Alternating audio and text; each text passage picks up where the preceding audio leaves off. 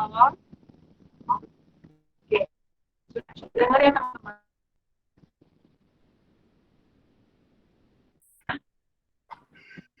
Macet-macet, Kak. Putus-putus suaranya, Kak. Macet-macet ya.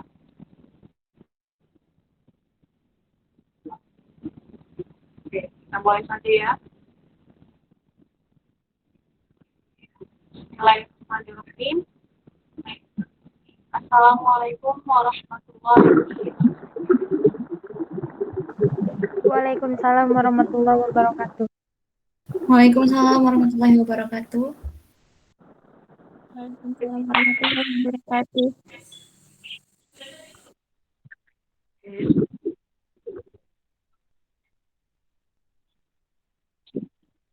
Bismillahirrahmanirrahim. Alhamdulillahirrahmanirrahim. Wassalatu wassalamu ala asyrofil anbiya'i wal mursalin wa ala alihi wa sahbihi ajma'in. Alhamdulillah karena kita udah diberi kesempatan dan kita bisa hadir di acara ngaji beasiswa batch 2 ini.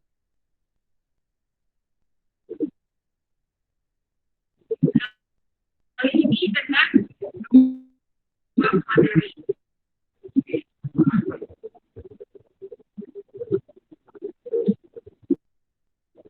Suaranya nggak jelas ya teman-teman. Iya Kak, nggak jelas suaranya macet-macet.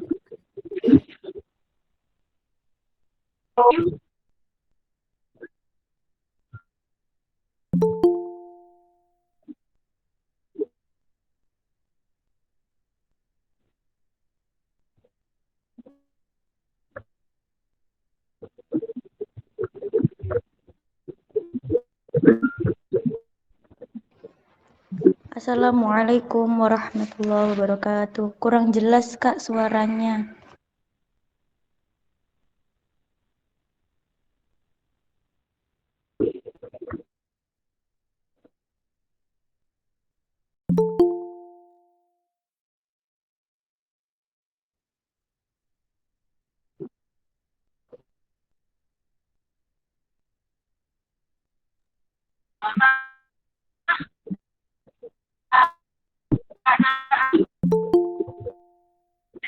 Beliau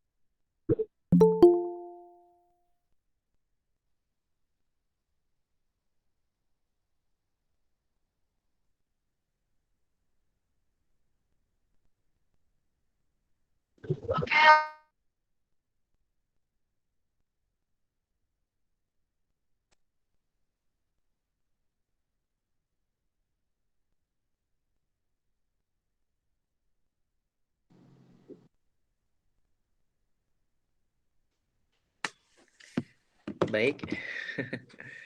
Jadi moderatornya agak sedikit bermasalah ya. Ini dapat info dari Kak Haryaninya untuk langsung ngisi aja berarti ya. Bermasalah ya, saya langsung ambil alih. Baik teman-teman semuanya, Assalamualaikum warahmatullahi wabarakatuh. Ya teman-teman semuanya. Waalaikumsalam warahmatullahi wabarakatuh. Oke. Ini kita akan ngaji beasiswa YTB. Tips trik agar bisa lolos seleksi berkas beasiswa YTB tahun 2022 insyaallah. Dan di sini saya sudah menyiapkan PPT untuk teman-teman semuanya. Jadi kita akan membahas berkaitan tentang tips triknya. Kita akan membahas lebih ke teknisnya ya. Sebentar, ini saya akan kelihatan semua ya di layar. Ya, kelihatan semua. Kelihatan Kak. Oke, bentar. Oke, benar. Oke. Baik, teman-teman semuanya, sebelum saya mulai kajian, bukan kajian ya, ngaji beasiswa pada hari ini, mari kita bersama-sama membaca basmalah terlebih dahulu. Semoga apa yang akan kita pelajari, apa yang saya sampaikan bisa terserap dengan baik, bisa tersampaikan dengan baik kepada teman-teman semuanya. Bismillahirrahmanirrahim. Oke. Tips trik siapkan berkas YTB Konya 6 Februari 2022. Baik, sebelumnya perkenalkan nama saya Nanda Ahmad Basuki, teman-teman semuanya yang belum tahu siapa saya. Saya merupakan santri ya. Background saya santri, alumni dari Madrasah Sumatera Tawarib Parabe, Agam, Sumatera Barat. Minang ya. Jadi teman-teman di sini kalau ada yang dari Minang nanti bisa sapa juga di Instagram, atau dari Jambi karena saya dari Jambi bisa sapa ya dari Instagram. Kemudian saya merupakan santri juga, alumni dari Pondok Pesantren Al Muhsin, Krapaya, Yogyakarta. Mungkin juga ada di sini dari Yogyakarta. Silakan sapa saya nanti di Instagram juga boleh. S1 saya merupakan alumni beasiswa santri dari Kemenak RI tahun 2015 di UIN Sunan Kalijaga Yogyakarta.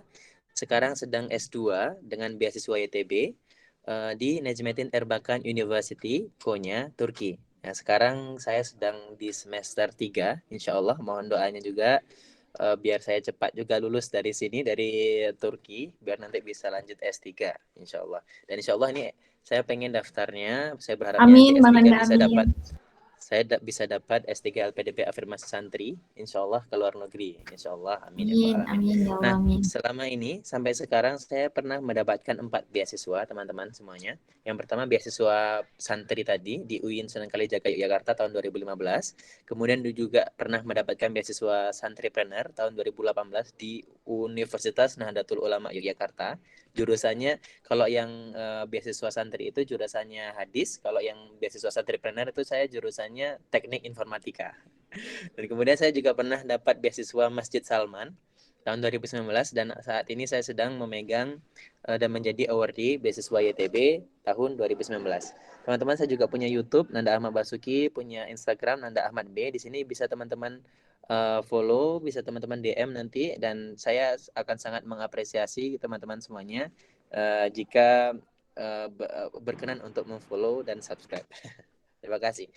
Nah, pada hari ini kita akan membahas 4 hal ini. Gambaran umum YTB, kemudian syarat pendaftaran YTB, mengisi seleksi berkas YTB, dan juga menulis letter of intent. Tapi nanti menulis letter of intent ini karena bakalan lama, jadi saya skip ya mungkin poin ketiga. Jadi cuma 1, 2, 3, poin 1, 2, 3 ini yang akan saya bahas dalam pertemuan pada hari ini. Baik, ini gambaran umum secara beasiswa YTB ya teman-teman. Jadi beasiswa YTB, sebenarnya itu YTB itu bukan nama beasiswanya. YTB itu nama penyelenggara beasiswanya. Jadi sebenarnya nama beasiswanya ya Turkiye Burslare ini teman-teman. Yaitu Turkiye Burslare itu artinya Turkish Scholarship atau beasiswa Turki. Sementara YTB itu apa? YTB itu adalah lembaga yang memberikan beasiswa ini. Nah, YTB itu kepanjangannya apa? Yurdeşe Türkler ve Akraba Topluluklar Başkanlığı. Itu kalau kita permudah itu semacam kementerian untuk pemuda luar negeri yang ingin kuliah di Turki lah gitu. Simpelnya seperti itu. Kemudian teman-teman semuanya, sampai saat ini negara yang mendaftar beasiswa YTB itu banyak sekali. Dan saya lihat di internet dengan sumber yang jelas, kalau mau nanti saya kasih linknya, ada 178 negara dari seluruh dunia yang mendaftar beasiswa YTB. Dan pada tahun 2021 di dunia, dari seluruh dunia ada 165.000 pendaftar beasiswa YTB. Jadi memang seleksi untuk beasiswa YTB ini ketat sekali dari di seluruh dunia. Kemudian juga total pendaftar di Indonesia pada tahun 2021, saya tanya-tanya ke awardee, tahun 2021 itu sekitar 15.000 orang yang mendaftar tahun 2021. Nah, ini tahun 2022 ini apakah lebih dari 15 orang, ini saya kurang tahu juga, nanti kita lihat. Kemudian dari Indonesia, dari 15.000 yang diterima pada tahun 2021 itu sekitar 45 orang. Nah, ini kata awardee. Saya tidak bisa memastikan, kata awardee sekitar 45 orang lah Bang katanya. S1, S2, dan S3. Jadi berapa persen kemungkinan untuk lolos dari 15.000 orang jadi 45 orang. Itu sangat kecil sekali. Kemudian di dunia, teman-teman, dari seluruh dunia yang diambil untuk datang ke Turki itu ada sekitar 1.000 orang per tahun. Atau 500 sampai 1.000 orang per tahun. Itu ya teman-teman, atau untuk informasi teman-teman semuanya. Pembukaan, teman-teman udah tahu, pada tanggal 10 Januari sampai tanggal 20 Februari. Oke, dan ini syarat pendaftaran YTB. Saya kira teman-teman udah tahu semuanya, karena ini udah mau tutup. Kalau nggak tahu, kebangetan ya. Umurnya S1 21, S2 30, maksimal S3 35. Untuk nilai S1 minimal 70%. Artinya ya rata-rata 70. Rata-rata total ya, bukan rata-rata per mata kuliah. Kemudian untuk S2 dan S3 75. Untuk dokter itu 90. Kemudian untuk mendaftarnya silakan teman-teman langsung pergi ke link, nanti mungkin panitia bisa kirim link untuk daftar beasiswa YTB. Adapun untuk dokumennya yang paling inti itu adalah paspor, ijazah, dan transkrip, itu harus ada. Kemudian juga ada dokumen selain itu yang harus disiapkan adalah surat rekomendasi. Surat rekomendasi ini ya nanti bisa jadi akademik, non-akademik, bebas. Tapi kalau bisa surat rekomendasi ini adalah surat yang bernilai, yang punya value yang tinggi gitu. Kemudian surat selanjutnya atau dokumen yang harus ada dan wajib itu adalah letter of intent. Nah, ini salah satu yang harus kita upload dan yang menurut saya paling berpengaruh nanti untuk seleksi itu letter of intent. Nah, makanya itu bentar. Untuk S1 letter of intent-nya itu cuma motivation letter. Jadi semacam surat motivasi. Tapi kalau untuk S2 dan S3 itu harus ada mini tesis dan mini disertasi. Jadi berbeda letter of intent untuk S1, S2 dan S3. Kemudian untuk sertifikat juga teman-teman siapkan sertifikat bahasa, kejuaraan, penghargaan, volunteering, kepanitiaan. Kalau pernah dapat beasiswa di S1 atau SMA, silahkan upload semuanya kalau ada buktinya. Jadi sertifikat dan sebagainya, dokumen yang diupload itu harus, misalnya teman-teman pernah juara 1, harus ada dokumen yang menerangkan kalau teman-teman pernah juara. Jadi kalau misalnya saya pernah juara 1, teman-teman tulis, tapi nggak ada sertifikatnya, itu sia-sia. Karena gimana panitia bisa percaya kalau pernah juara 1 lomba tertentu kalau tidak ada buktinya. Buktinya yaitu dengan sertifikat. Oke, ini kita masuk ke inti ngaji kita pada malam hari ini, yaitu mengisi berkas YTB. Nah, kalau kita udah masuk ke sistem sistem seleksi berkas YTB, itu akan ada kotak seperti ini, akan ada tab-tab sebelah kiri seperti ini. Nah, ini semua wajib diisi. Jadi teman-teman harus isi semua ini. Jadi nanti informasi pribadi, informasi keluarga, kemudian A-team ini tentang pendidikan dan sebagainya. Ini semuanya bagi sebelah kiri ini harus diisi. Dan itu nanti kalau teman-teman nggak tahu ini dalam bahasa Turki, teman-teman bisa ubah dalam bahasa Inggris atau bahasa Arab. Dan semuanya harus diisi kecuali akademik yeterlilik. Jadi di sini ada harus teman-teman semua harus upload sertifikat bahasa, GRA, ALES dan sebagainya. Itu harus diisi kalau memang disyaratkan oleh universitas tujuan. Misalnya teman-teman mau daftar S2 di Istanbul University dan jurusannya hubungan internasional. Dan untuk mendaftar di sini harus menyertakan sertifikat TOEFL atau IELTS. Jadi nanti diisi di sini di akademik yeterlilik gitu ya. Kalau nggak ada syarat tertentu, nggak usah diisi. Gitu. Nah, setelah ini terisi semua, baru masuk ke Bashfurul Arab, My Application. Nah, nanti diklik di sini, nanti di sanalah inti dari semua inti seleksi berkas ada di sini di My Application, ngisi letter of intent, ngisi surat rekomendasi, kemudian milih universitas dan sebagainya. Di situ inti dari semua intinya. Baik teman-teman semuanya, di sini kalau bisa teman-teman mungkin sedang buka laptop atau buka HP, teman-teman bisa langsung praktek ini juga ya. Langsung dibuka aja. Langsung klik berkas apa aja yang perlu teman-teman perbaiki kalau perlu diperbaiki. Yang pertama, ketika udah masuk sistem itu ada namanya personal information, berkas pertama. Nah, di personal information teman-teman di dalam seleksi berkas itu teman-teman harus hati-hati. Apa aja yang harus diperhatikan? Yang pertama fotonya kalau bisa yang formal, jangan foto yang pakai kaos dan sebagainya ya. Nah, kalau bisa fotonya, kemarin tuh ada yang nanya, Mas ini fotonya foto kaos gitu, atau foto bareng, foto selfie yang nggak karuan itu, jangan pakai foto yang formal, yang bagus, sebagus mungkin lah. Kalau bisa yang foto-foto biometrik. Tapi saya waktu itu upload pakai foto KKN saya ini. Dan juga setelah upload foto di sini teman-teman harus ngisi namanya identification card, kartu identitas lah. Nah, di situ teman-teman bisa upload KTP atau upload paspor. Kalau saya waktu itu saya upload KTP tapi saya terjemahkan sendiri. Kalau ada paspor itu lebih bagus karena sudah dalam bahasa Inggris. Kenapa kok saya tulis terjemahannya? Ya, kalau mungkin semuanya bisa bahasa Indonesia. Jadi untuk personal information fotonya harus benar-benar jelas. Yang kedua ID-nya yang diupload itu juga harus jelas. KTP kalau bisa diterjemahkan. Kalau nggak bisa nggak masalah. Jadi saya nggak mewajibkan. Oke, kemudian kalau ada paspor, bagus sekali paspor lagi. Bagus apa paspor lagi. Kemudian di bagian information on hobbies, ya teman-teman bebas ya. Teman-teman bisa tulis sesuai keinginan teman-teman. Satu paragraf cukup dan nanti dicentang hobinya apa saja. Jadi ini nggak terlalu berpengaruh dalam seleksi. Yang kedua, berkas kedua yaitu family information. Nah, family information itu diisi sesuai dengan kakak. Dan waktu itu saya salah isi ya, untuk total monthly income itu saya tulis 0 sampai 50. Waktu itu saya belum ubah. Makanya salah gitu kan. Dan ternyata emang walaupun salah isi waktu itu untuk yang ini itu nggak ada masalah, tetap diloloskan gitu. Kemudian juga teman-teman sebagai catatan, YTB itu tidak akan memandang teman-teman apakah dari orang kaya, apakah dari orang miskin, apakah dari orang yang tidak berkemampuan, atau emang konglomerat, anak gubernur, anak presiden, itu mereka nggak memandang itu. Buktinya banyak juga misalnya anak bupati, anak gubernur yang lolos YTB. Dan buktinya juga ada juga orang-orang pelosok yang bisa kuliah di Turki dan membanggakan kampungnya gitu.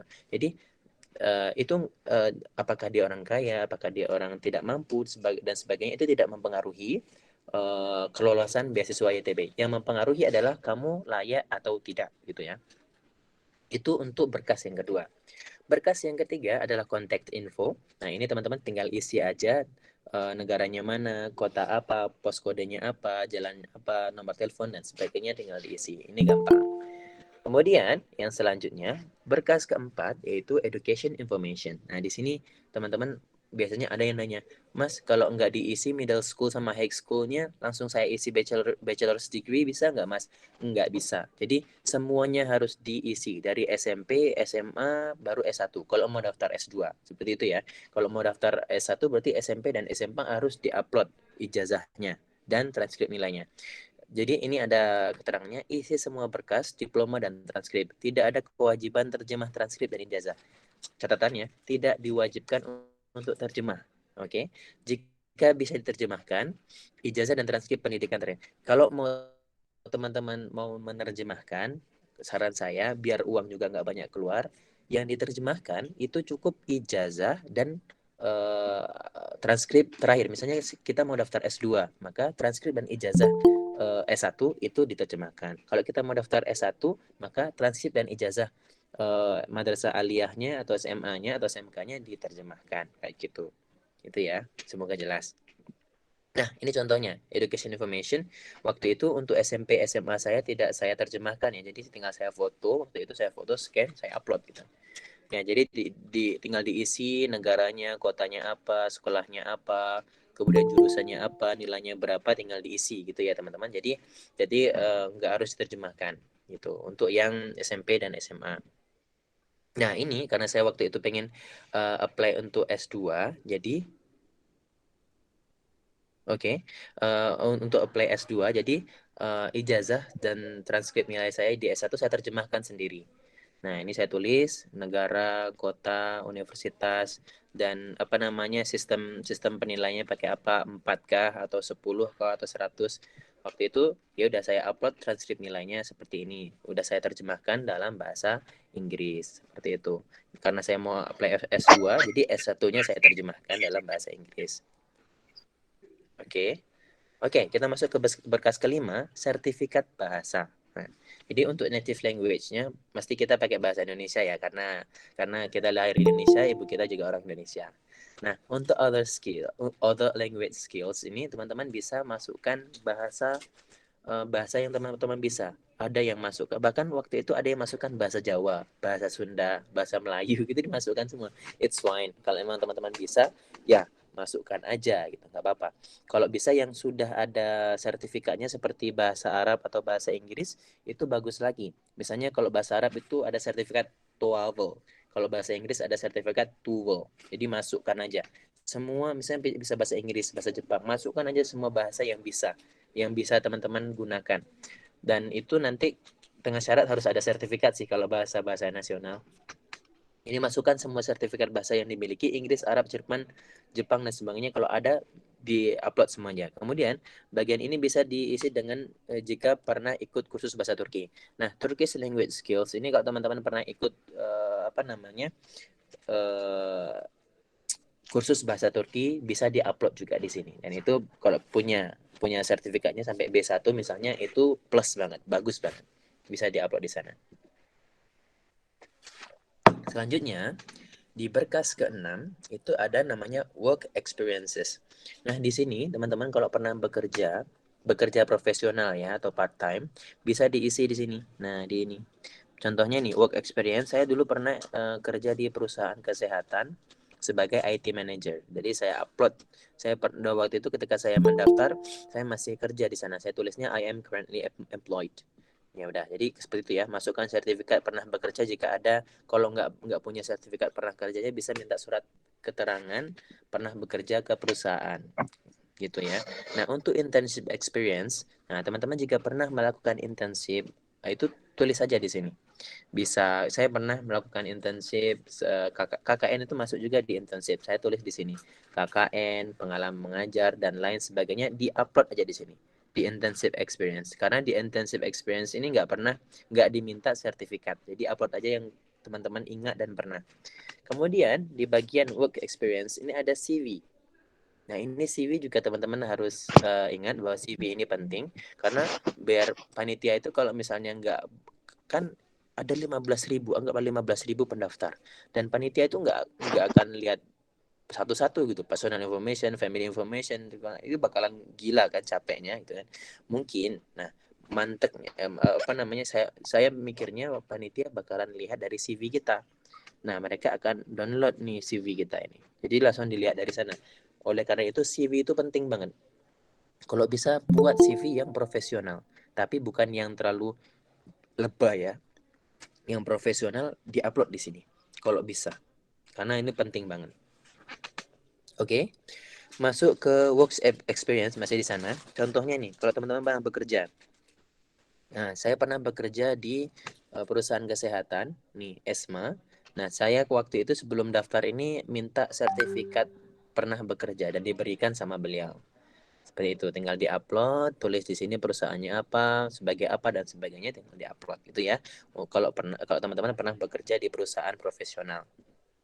Kemudian untuk academic qualification, nah ini teman-teman kalau universitasnya mewajibkan untuk upload ALES, GRE, GMAT dan SAT, itu teman-teman silahkan upload di sini. Karena saya waktu itu tidak diwajibkan, tidak di universitas tujuan saya tidak mewajibkan harus upload GRE, GMAT, SAT dan ALES ini, makanya saya nggak upload, saya kosongkan waktu itu ya. Itu. Oke. Kita masuk ke menu selanjutnya, teman-teman semuanya. Kita fast aja ya ini ya. Nanti teman-teman mungkin ada recordnya, nanti bisa di-share ke teman-teman. Pas lihat, pas nonton lagi ini bisa di-pause. Kemudian di berkas ke-8, nah itu ada namanya social activities gitu ya. Nah, kalau teman-teman punya kegiatan sosial yang banyak, silakan upload aja semuanya. Kalau mungkin tiap award beda-beda. Kalau menurut saya, kalau teman-teman punya sertifikat apapun itu, mulai dari lomba, misalnya teman-teman jurusan keagamaan, lomba nulis lah, atau pernah ikut lomba desain, misalnya pernah ikut lomba pramuka, misalnya upload aja semuanya. Kalau ada yang bilang yang relate aja yang diupload sertifikatnya, yuk silahkan itu silahkan. Tapi menurut saya upload aja semuanya. Misalnya teman-teman di jurusan keagamaan upload sertifikat juara desain. Nanti lah ini kan gak relate sama jurusanmu. Kenapa kamu upload? Kalau menurut saya itu bukan itu terserah mau diupload, nggak masalah. Tapi kalau misalnya ditanya panitia, kenapa kamu upload sertifikat yang di luar jurusanmu? Loh, sertifikat di luar jurusan saya itu sebagai soft skill saya, bukan sebagai main skill saya gitu kan. Soft skill saya boleh dong, saya punya soft skill desain, editing video dan sebagainya. Walaupun saya jurusan keagamaan, boleh dong. Dan itu soft skill saya, dan menurut saya itu adalah nilai plus kalau teman-teman bisa punya sertifikat kejuaraan, sertifikat penghargaan pengalaman di luar jurusan teman-teman. Menurut saya itu malah nilai plus. Tapi ada beberapa awardee yang ya cukup yang relate aja. Ya, itu bebas. Kalau menurut saya semua sertifikat yang ada upload aja semuanya gitu. Itu ya, misalnya pernah di sini juga ini sertifikat award dan sebagainya. Di sini juga misalnya teman-teman pernah dapat beasiswa, bisa diupload juga di sini. Saya pernah dapat beasiswa PBSB misalnya. Terus dapat beasiswa entrepreneur, bisa diupload di sistem. Seperti itu ya teman-teman. Nah, itu untuk social activities. Kemudian di social activities di bagian bawahnya itu juga ada namanya voluntary activities. Nah, di voluntary activities itu diisi kegiatan volunteering yang pernah diikuti apa aja gitu kan. Misalnya ini bahkan saya waktu itu saya tulis gotong royong RT Wonosari gitu Yogyakarta, saya tulis aja waktu biar banyak lah, biar kelihatan banyak gitu kan.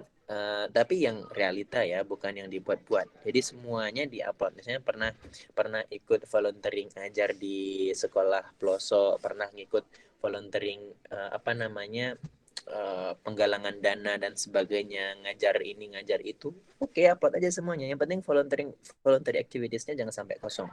Lah kenapa kok jangan sampai kosong? Karena panitia, saya mikirnya gini ya, kalau teman-teman mikirnya lain ya terserah, nggak masalah. Saya mikirnya kenapa kok voluntary activities dan social activities ini penting?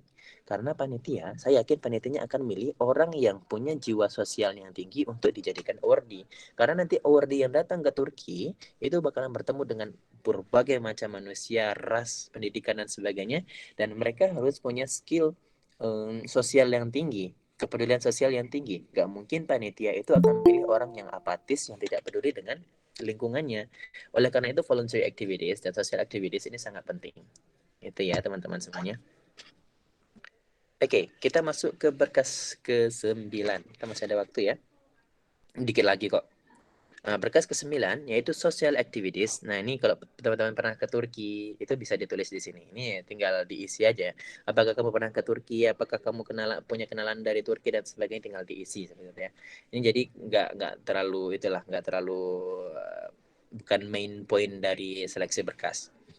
Nah, kita masuk ke my applications yang terakhir, teman-teman. Nah, ketika masuk my application, klik itu dan klik my application itu setelah kita selesai semua berkas yang di atas semuanya. Kalau udah yakin rapi, benar dan sesuai dengan realita, sesuai dengan fakta yang ada, jangan tidak dibuat, klik my application, udah yakin klik baru daftar. Nah, di sana nanti ada menu application condition, di sini tinggal disetujui aja. Kemudian ada preferences. Preferences itu pemilihan universitas, tujuan beasiswa. Misalnya pengen universitas ini, dan itu. Dan YTB itu membolehkan kita memilih 12 universitas di seluruh Turki yang ada di sistem YTB. Nah, kadarnya 30 universitas unggulan kalau nggak salah, 70 universitas umum. Kemudian di sana ada, kita setelah mengisi tujuan universitas, kita disuruh juga mengisi letter of intent. Nah, seperti yang saya jelaskan, S1 untuk S1 itu cuma motivation letter, untuk S2 dan S3 motivation letter dan juga mini proposal atau mini research. Dan kemudian di bagian keempat ada interview location. Nah, interview location nanti bisa di Jakarta atau di Aceh. Karena kalau offline, tapi kalau online kemungkinan besar ya melalui Zoom nanti. Dari rumah teman-teman masing-masing. Kemudian selanjutnya ada reference information. Nah, disinilah diisi nanti, diupload nanti berkas-berkas surat rekomendasi. Nah, surat rekomendasi tadi nanti bebas ya, akademik, non akademik, bebas. Kalau saya waktu itu ada 3 surat rekomendasi. Yang satu referensi akademik umum dari dosen atau dekan, kemudian referensi akademik jurusan dari profesor atau guru besar dengan background saya keagamaan, dan yang ketiga tokoh non akademik atau tokoh masyarakat. Tokoh masyarakat ini saya kopas dari mentoring saya, jadi lupa saya hapus ini day 2 of mentoring. Oke, kayak gitu ya, akademik dan non akademik. Kalau bisa nanti reference letternya dari orang yang punya background sama dengan kita, kalau profesor atau guru besar. Bisa juga nanti surat rekomendasinya minta, misalnya teman-teman mau ngambil jurusan jurnalistik di Turki misalnya, ya kan, maka teman-teman bisa minta surat rekomendasi dari misalnya di Jogja punya koran harian Jogja, minta saja ke mereka, Pak, minta tolong buatan surat rekomendasi, ya pengen daftar beasiswa gitu kan. Karena surat rekomendasi dari surat harian Jogja misalnya itu masih relate dengan jurnalistik yang akan teman-teman jurusannya yang akan teman-teman ambil nanti di Turki.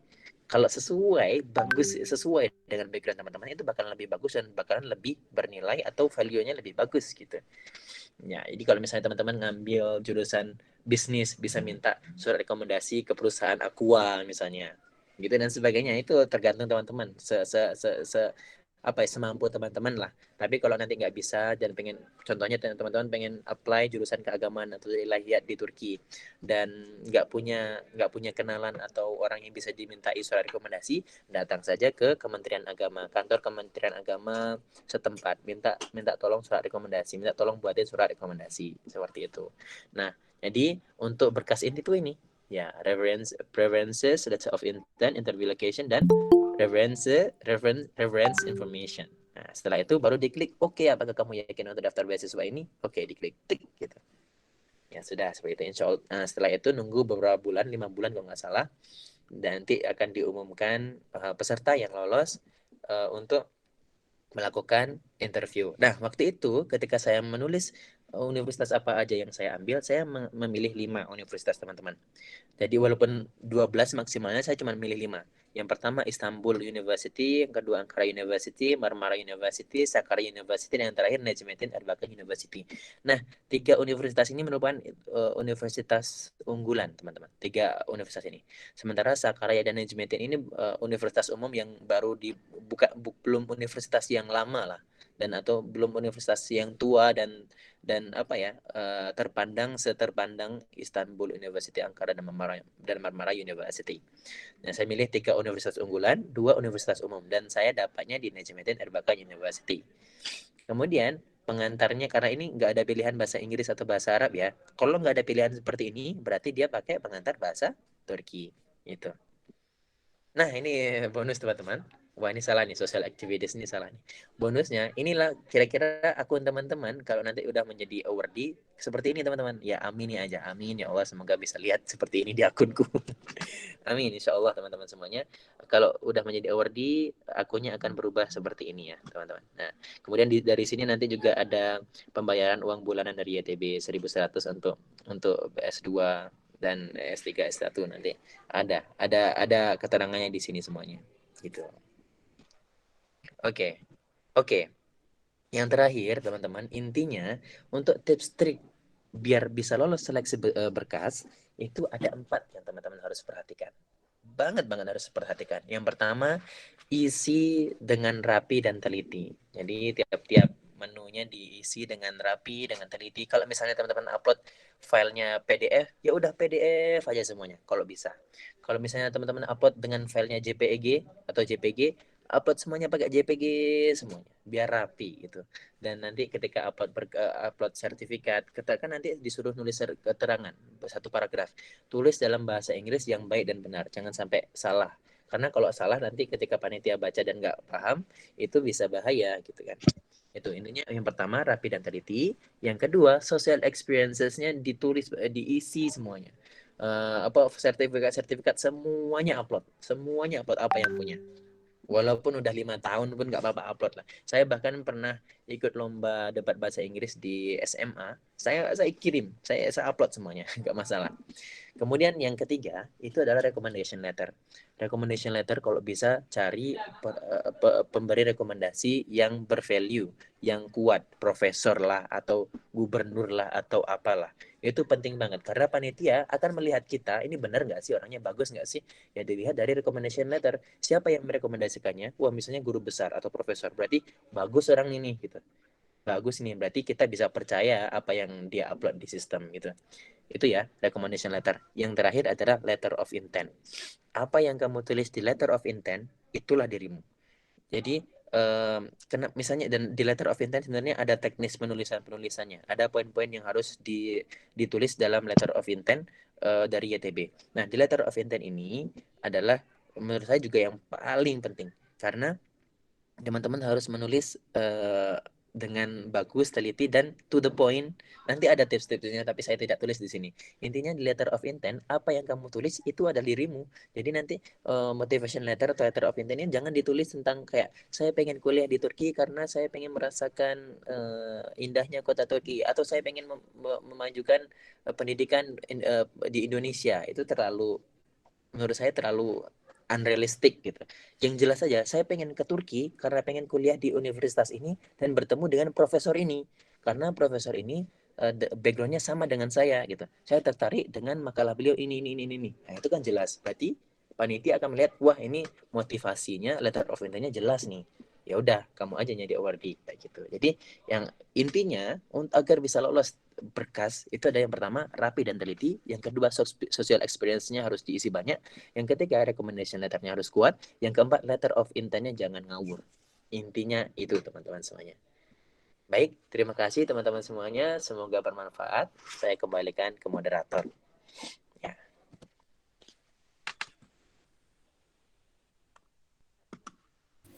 Itu ya, jelas ya insya Allah. Insya Allah jelas Kak. Mungkin moderatornya masih bermasalah dengan jaringannya Kak Nanda. Jadi gitu. mungkin saya ambil alih aja gitu. Silakan. Ya. Lanjut. Terima kasih kepada Mas Nanda yang sudah meluangkan waktu buat ngisi kepada teman-teman, buat bagi sharing pengalamannya kepada teman-teman, dan insya Allah ini akan saya lanjut ya teman-teman. Dan tadi juga sudah sedikit banyak pasti banyak disinggung oleh Mas Nanda yang terkait letter of intent, itu tadi isinya juga. Nah, kalau untuk saya sendiri nanti akan melanjutkan beberapa berkas yang mungkin teman-teman mungkin masih sedikit tadi disinggung oleh Mas Nanda, kayak gitu. Mungkin saya ulangi dulu dari salamnya. Bismillahirrahmanirrahim. Assalamualaikum warahmatullahi wabarakatuh. Teman-teman semuanya.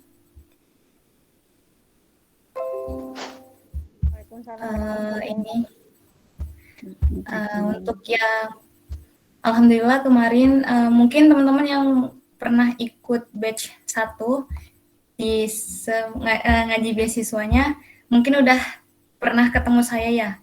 Untuk yang di batch 2 kali ini kita bersama Mas Nanda, dan beliau kebetulan juga alumni UIN, cutting saya di UIN Jogja, cuman kita beda jurusan aja kayak gitu.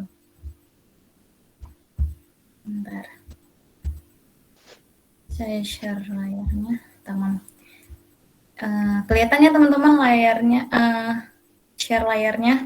Nah, untuk pembahasan kali ini, mungkin saya lebih ke ini, tips dan trik menulis beberapa berkas-berkas untuk beasiswa YTB ini yang seperti yang dibilang Mas Nanda tadi, yang cukup penting gitu, yang menjadi kayak patokan mungkin buat tim beasiswanya melihat berkas-berkas teman-teman mana yang sekiranya sangat penting dilihat kayak gitu. Nah, untuk kali ini saya mungkin bakal bahas di bagian surat rekomendasinya, motivation letter atau LOI, dan proposal tesis. Mungkin untuk proposal tesis ini lebih ke teman-teman yang S2 ya. Untuk teman-teman yang S1 itu nggak perlu proposal tesis sama sekali kayak gitu. Nah, langsung aja untuk diisi surat rekomendasi itu sendiri. Teman-teman mungkin secara umum udah tahu ya surat rekomendasi itu sendiri apa. Fungsinya untuk memperkuat atau mempertegas isi dari aplikasi kita atau berkas-berkas kita ketika kita ingin melamar ke suatu instansi. Dalam hal ini kan kita ingin melamar beasiswa ya teman-teman, apalagi beasiswa luar negeri. Jadi surat rekomendasi ini sendiri menjadi satu berkas untuk mendukung profilnya kita, seperti itu. Nah, untuk terkait isinya sendiri, pastinya teman-teman ketika nanti ingin minta surat rekomendasi, seperti siapa saja yang bisa kita mintai rekomendasi, teman-teman tadi udah dijelasin Mas Nanda juga, kalau bisa orang-orang yang berkaitan dengan jurusan kita. Dan tapi saya ingetin juga teman-teman kalau bisa kita udah kenal gitu, jangan sampai kita minta ke profesor atau ke petinggi atau seseorang yang memiliki posisinya tinggi, tapi kita nggak kenal sama beliau, bahkan beliau nggak pernah lihat kita sama sekali kayak gitu. Karena beberapa teman-teman ada yang tanya, Kak, saya pengen minta surat rekomendasi dari dekan, tapi saya nggak kenal, tapi dekannya nggak kenal sama saya. Lah gimana dong kita cara mintanya gitu, sedangkan beliau nanti nggak tahu karakter kita seperti apa, terus kayak mungkin kita di kelas atau kegiatan kita aktifnya di mana kan beliau nggak tahu gitu. Jadi jangan sampai kita minta surat rekomendasi ke orang yang tidak kenal dengan kita atau hanya sekilas gitu. Jadi pastikan teman-teman kenal atau memiliki kedekatan kepada orang yang teman-teman minta surat rekomendasi kayak gitu. Terus juga di dalam isi surat rekomendasi itu pastinya teman-teman harus bakal dikasih tahu kontribusi teman-teman kepada instansi ini. Misalnya kalau dalam hal ini teman-teman bisa minta surat rekomendasi ke guru-guru atau ke sekolah atau ke bagian akademisi kampus atau bahkan tadi ke tempat kerja kita atau sesuai dengan jurusan yang mau kita ambil. Nah, itu pastinya teman-teman bisa dilihat track record sebelumnya teman-teman tuh udah berkontribusi apa aja gitu supaya teman-teman bisa dikasih tahu karakter baiknya apa aja di surat rekomendasi itu kayak gitu. Terus juga kegiatan sosial pastinya penting ya teman-teman seperti yang dikatakan Mas Nanda tadi bahwasanya orang pintar itu nggak menjamin bisa dapat beasiswa gitu, tapi orang yang berusaha dan punya banyak jaringan itulah yang mungkin yang memiliki peluang lebih besar buat dapetin hal itu seperti itu. Terus juga kegiatan-kegiatan yang teman-teman aktif lakukan itu pastinya dimasukin jika si pemberi rekomendasi udah kenal sama teman-teman kayak gitu. Jadi istilahnya kalau kita minta surat rekomendasi ke seseorang dengan orang yang udah kita kenal pastinya mereka bakal kasih tahu yang baik-baiknya sehingga teman-teman itu layak jadi awardee kayak gitu. Karena kan mereka merekomendasikan kita gitu. Dan pastinya mereka juga kasih alasan kenapa mereka merekomendasikan kita. Kan mereka mungkin percaya bahwa dengan kemampuan yang kita punya, potensi yang kita punya, kita mampu jadi mampu bersaing dan layak jadi worthy kayak gitu. Terus kalau untuk bagian dari surat rekomendasi pada umumnya sama ya teman-teman. Untuk beasiswa YTB sendiri, untuk beasiswa Turki Bursary sendiri, mereka nggak ada minta format sama sekali. Jadi nanti teman-teman bisa bebas buatnya seperti apa. Nah, kalau yang dari saya dapat kemarin, saya tanya ke dosen saya yang alumni Istanbul University, beliau boleh bilang sekreatif kita aja buat surat rekomendasinya. Nah, kalau di sini saya buat seperti ini, teman-teman mungkin bisa lihat contohnya. Ada bagiannya seperti kop surat atau instansi, karena kan kita minta dari seseorang yang memiliki posisi atau jabatan. Jadi otomatis dia punya instansi dong, kayak gitu. Terus juga untuk isi pembukaan dan penutup dalam surat itu ada, dan tanda tangan si pemberi referensi atau si pemberi rekomendasi. Nah, teman-teman jangan lupa nanti di bawah tanda tangan itu, setelah nama plus titel-titelnya, teman-teman jangan lupa tambahin nomor HP dan juga emailnya orang yang memberi kita surat rekomendasi. Kenapa? Karena nanti di aplikasi YTB mereka bakal minta ini juga kayak gitu. Jadi buat tambahan kepada teman-teman jangan lupa nomor HP dan email ditulis di bawahnya. Mungkin ini bisa menjadi sedikit contoh teman-teman surat rekomendasi saya kemarin minta kepada dosen. Kebetulan dosen tersebut juga merupakan kepala prodi di jurusan saya dan beliau udah kenal juga sama saya, udah dibilang kenal dekat lah. Kenapa? Karena beliau udah tahu kayak track record saya gitu, kayak saya udah aktif kegiatan apa aja, karena kan ketika saya mau ikut lomba atau kemarin buat karya tulis itu kan minta izin dari beliau juga, jadi beliau kayak udah kenal gitu sama kita gitu. Dan kemarin juga pas sidang juga beliau kayak ngasih apresiasi, jadi udahlah kita udah kenal gitu. Dan di sini teman-teman pastikan teman-teman nanti nulis sebelum ditanda tangan beliau, teman-teman cek lagi kayak, Pak boleh nggak ditambahin saya pernah ikut ini, boleh nggak ditambahin kayak gini-gini, nah gitu. Itu boleh teman-teman bisa request ke orang yang mau memberikan rekomendasi kita gitu. Jadi jangan sampai teman-teman nggak dicek dulu gitulah istilahnya. Kayak ini teman-teman. Untuk yang bagian atas kop surat itu, ini teman-teman nanti bisa dilihat. Ini dari kampus saya di UIN. Terus ini untuk judul suratnya. Dan teman-teman jangan lupa ya nanti tulis ini ditujukan kepada siapa suratnya gitu. Jangan sampai nggak ditulis teman-teman. Karena nanti yang baca bakal bingung itu suratnya mau dikasih ke siapa gitu kan, mereka bingung.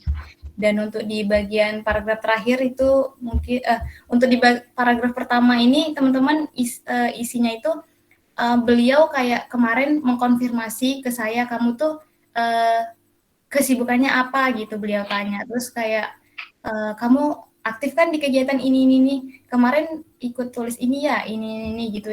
Beliau kayak mau memastikan bahwa kegiatan saya itu benar adanya gitu, dan benar-benar saya tuh aktif di sini gitu.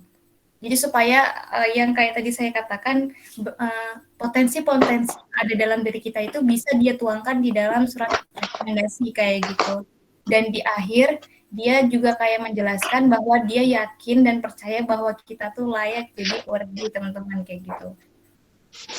Terus di sini seperti yang saya katakan tadi, teman-teman, setelah beliau tanda tangan, beliau kita tulis namanya, kontak nomor HP, dan juga emailnya beliau gitu. Begitu teman-teman kurang lebih kalau untuk surat rekomendasi. Nah, kita masuk ke motivation letter ya teman-teman. Jadi yang seperti Mas Nanda bilang tadi juga, ini cukup krusial dan penting teman-teman ketika nanti mau nulis motivation letter. Kenapa? Karena ketika saya mau nulis motivation letter kemarin, saya juga nggak punya bayangan sama sekali gimana ya bagusnya buat motivation letter untuk beasiswa, apalagi nih beasiswa luar negeri gitu kan. Nah, jadi saya sebelum nulis saya udah searching nih udah baca beberapa motivation letter orang-orang yang ada di internet lah, yang udah tersedia di Google. Bahkan puluhan itu udah saya baca, dan ada 1 atau 2 motivation letter yang menarik menurut saya, dan saya mengikuti itu kayak gitu. Kayak mungkin bentukan formatnya, isi ceritanya tuh kayak gitu. Dimana kebanyakan orang mereka hanya menuliskan tentang diri mereka, perkenalan, terus menceritakan tentang jurusan yang mau mereka ambil gitu, dan menceritakan kayak kampusnya terbaik gini, jurusannya ini. Padahal kan si penyelenggara atau si tim beasiswa ini bisa cari itu di internet gitu. Yang mereka butuhkan sebenarnya di motivation letter itu adalah tentang diri kita kayak gitu. Karena di sini tuh yang diminta, kalau menurut saya logikanya tuh kayak motivasi kamu ikut beasiswa ini apa, motivasi kamu milih kuliah di Turki ini apa, kayak gitu. Jadi kurang lebih itu yang harusnya diperkuat atau diperbanyak kayak gitu di dalam motivation letter ini kayak gitu teman-teman. Karena fungsinya sendiri motivation letter itu bertujuan untuk meyakinkan suatu lembaga supaya kita bisa layak jadi penerimanya. Kalau dalam hal ini ialah beasiswa kayak gitu. Makanya biasanya dalam beasiswa itu motivation letter itu pasti dilampirkan, apalagi untuk beasiswa luar negeri, karena mereka ingin membaca kayak jejak rekam kita atau track record kita sebelum kita masuk ke zona pemilihan layak gak jadi worthy kayak gitu. Terus juga untuk isi atau yang cerita atau isi dari motivation letter yang teman-teman bisa tulis. Kalau saran saya nih, kalau yang dari punya saya sarankan juga kepada teman-teman, dan dari yang saya cari juga di Google itu, yang paling baik menurut saya itu teman-teman harus banyak menceritakan tentang diri teman-teman kayak gitu, baik itu dari kegiatan teman-teman kayak yang tadi dibilang Mas Nanda, kayak semua sertifikat mungkin yang teman-teman pernah dapat, mulai itu dari penghargaan kah, kejuaraan kah, pelatihan kah, atau seminar kah, itu bisa dimasukin kayak gitu. Bahkan yang lama-lama juga bisa teman-teman ceritain di sini kayak gitu. Dan saya juga kayak gitu. Jadi saya banyak menceritakan tentang diri saya gitu.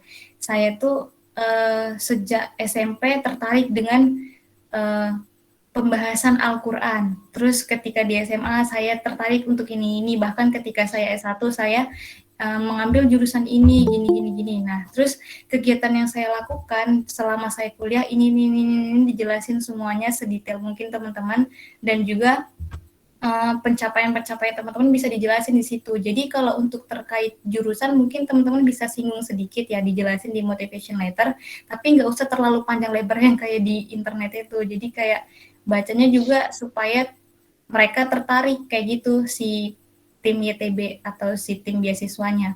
Karena kan yang mereka butuhkan di sini perlu informasi lebih detail tentang diri kita gitu. Jadi kalau untuk tentang jurusan atau tentang kampus terbaik itu mereka pasti udah bisa cari sendiri di internet kayak gitu. Terus juga kayak kenapa kamu pantas jadi URD itu teman-teman bisa ceritain gitu. Atau kenapa teman-teman tertarik ikut beasiswa ini kayak gitu, dan juga ceritakan tentang minat dan tujuan teman-teman kenapa mau kuliah di Turki. Seperti yang tadi dibilang Mas Nanda, berilah alasan-alasan yang relate, jangan yang unrelate gitu. Jadi supaya kayak meyakinkan mereka juga bahwa kita tuh emang udah bener-bener siap, mateng, dan udah terplanning gitu rencana studi kita kayak gitu dibandingkan yang lain, seperti itu. Karena memang kalau teman-teman mau lihat, teman-teman bisa cek nanti di Google, motivation letter yang ditulis oleh teman-teman kebanyakan itu ya udah kayak gitu doang. Mereka sedikit membahas tentang diri mereka, sedikit membahas tentang planning atau rencana masa depan mereka gitu. Malah kebanyakan bahas tentang jurusan, kampus, dan sebagainya gitu. Nah, dan yang paling penting juga teman-teman di motivation letter itu saya sarankan teman-teman tulis tentang planning teman-teman atau rencana masa depan teman-teman ketika teman-teman lulus menjadi URD beasiswa gitu.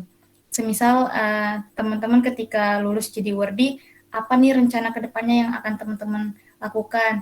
Apakah teman-teman mau mengabdi mengajar atau sebagai dosen atau mau jadi guru atau bangun rumah atau komunitas belajar ini itu, dan sesuai jurusan teman-teman lah kayak gitu. Jadi teman-teman bisa berikan alasan-alasan yang unik kayak gitu dan menarik. Jangan alasan yang cuma sekedarnya gitu. Jadi teman-teman usahakan tulis semenarik dan seunik mungkin kayak gitu. Itu untuk pembahasan LOI ya teman-teman, atau motivation letter.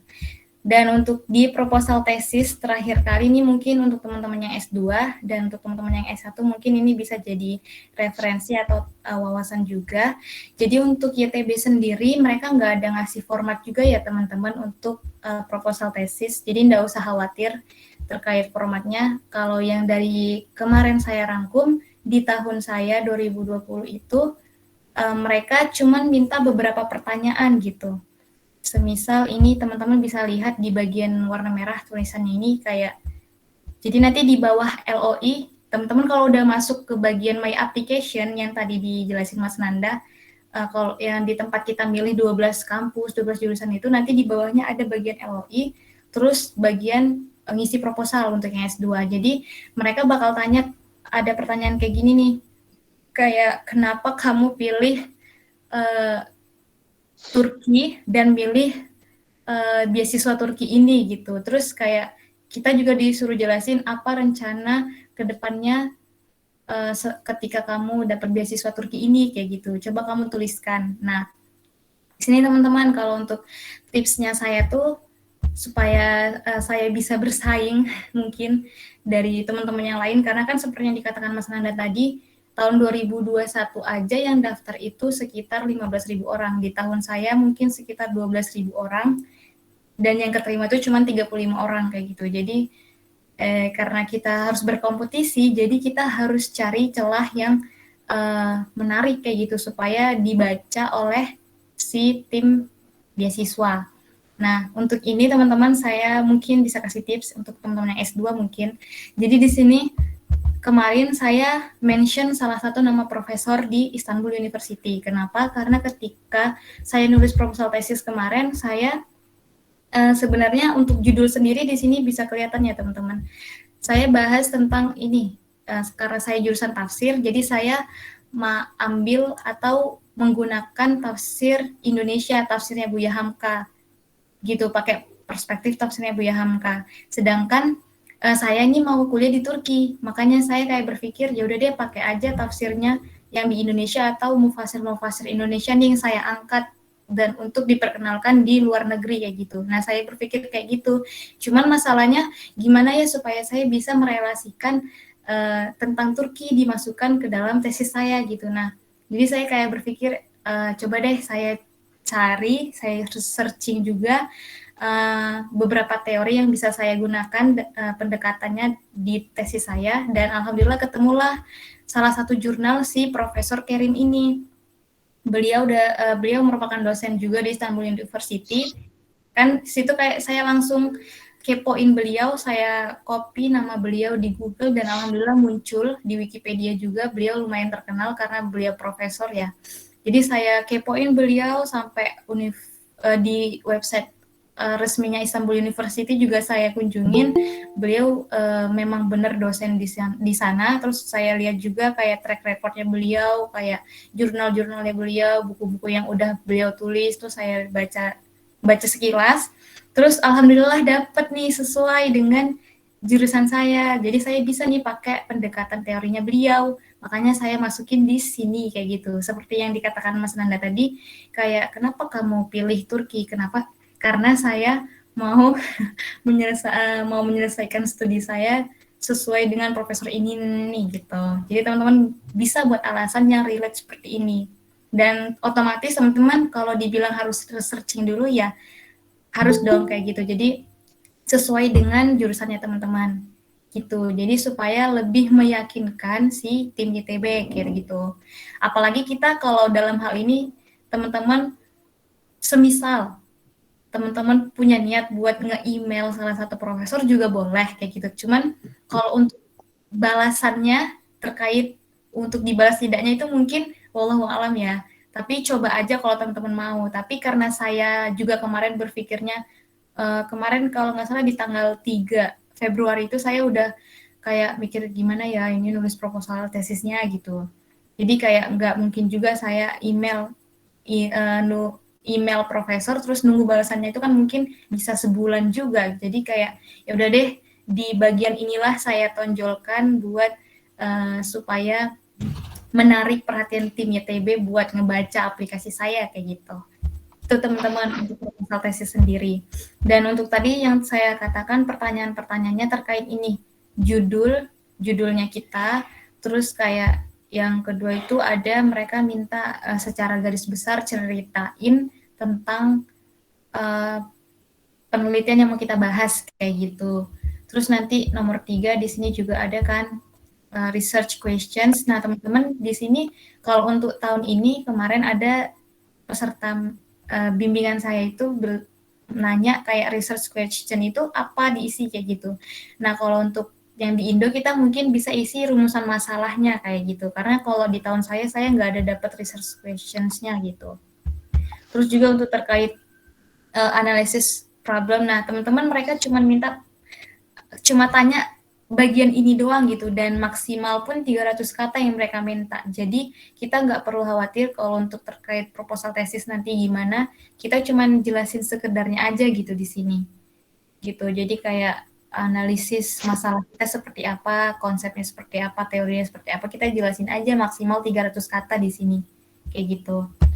Terus untuk yang lain-lain teman-teman nanti bisa juga lihat di akunnya masing-masing. Untuk pertanyaannya untuk S2 tapi ya, research methodnya itu juga metode penelitian yang teman-teman gunakan di penelitian teman-teman bisa dijelasin di sini cuman 300 kata maksimal. Jadi ya bisa dibilang susah mudah gitu, tapi teman-teman tetap harus cari angle supaya teman-teman tuh bisa lolos gitu, bisa diterima gitu.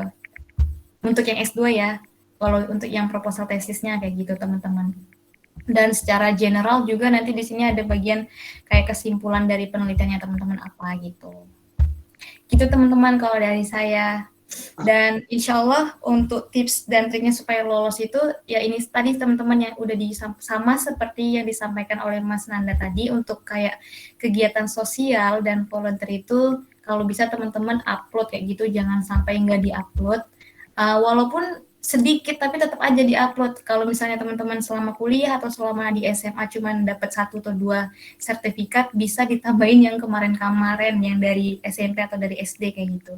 Jadi supaya banyak dan di CV juga teman-teman diperkuat.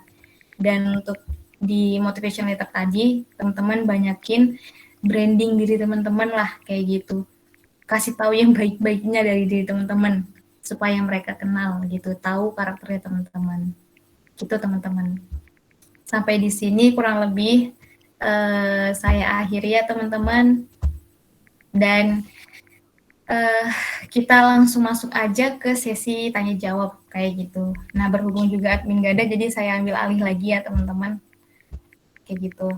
Mungkin kalau teman-teman mau bertanya, bisa langsung ke room chat aja ya, nanti saya yang bacain. Mungkin kalau misalnya bisa dijawab oleh Mas Nanda juga, bisa dijawab oleh saya juga. Itu. Langsung aja kalau mau di room chat atau ada yang mau angkat tangan, bisa raise hand di sini, teman-teman. Saya Kak mau bertanya. Boleh? Ya. Ini Kak, perihal sertifikat. Kalau misalkan kita mempunyainya, nggak punya sertifikat, tapi kita punya penghargaan piala, itu bagaimana Kak? Bisa dicantumkan atau tidak? Sama tentang proposal tesis, itu bolehkah menggunakan bahasa Arab Kak, selain bahasa Inggris? Terima kasih. Mungkin Mas Nanda mau jawab, Mas Nanda? Bisa dijawab?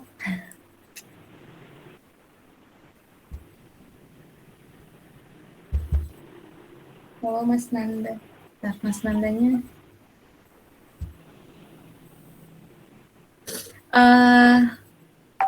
Mungkin saya jawab dulu ya Kak. Kak, terima kasih. Jadi kalau semisal kita punya penghargaan, tapi ya seperti tadi mungkin ya teman-teman kalau lomba, ketika lomba ada yang dapatnya piala, nggak dapat sertifikat, bisa difoto tuh pialanya terus dijadiin PDF kayak gitu. Jadi supaya itu bisa jadi bukti bahwa kita pernah dapat penghargaan kayak gitu. Atau biasa teman-teman yang S2 atau S3 kan pernah nih jadi pembicara, terus dapatnya plakat kan, jadi bisa di foto plakatnya, terus agak cukup jelas, di-scan di dalam bentuk PDF, terus di-upload kayak gitu. Terus juga kalau semisal proposal tesis kita buat dalam bahasa Arab, itu boleh aja Kak, kayak gitu. Karena ini dalam lingkup beasiswa Turki ya, beasiswa luar negeri, jadi kita jangan sampai bahasa Indonesia kayak gitu. Jadi bisa pilih atau sesuai dengan jurusan kita mungkin yang ilahiyat atau Budin bisa ya pakai bahasa Arab atau yang umum bisa pakai bahasa Inggris seperti itu. Itu ya Kak. Ya Kak, terima kasih. Sama. Ini boleh saya bacain dulu ya di room chat beberapa pertanyaan teman-teman. Surat dari Kak Amalia, surat rekomendasi wajib menggunakan cap dari instansi Kak. Enggak wajib Kak, enggak wajib menggunakan cap. Jadi karena kan untuk surat rekomendasi itu dia dari secara personal gitu. Cuman kalau semisal pun ada, enggak apa-apa. Kalau saya sendiri tadi kayaknya nunjukin enggak ada capnya deh Kak. Coba nih saya buka lagi ya. Di PPT ini enggak ada cap kok Kak saya. Jadi enggak mesti harus dicap kayak gitu. Ini teman-teman bisa lihat ya, nggak dicap kan punya saya teman-teman. Itu nggak dicap sama sekali.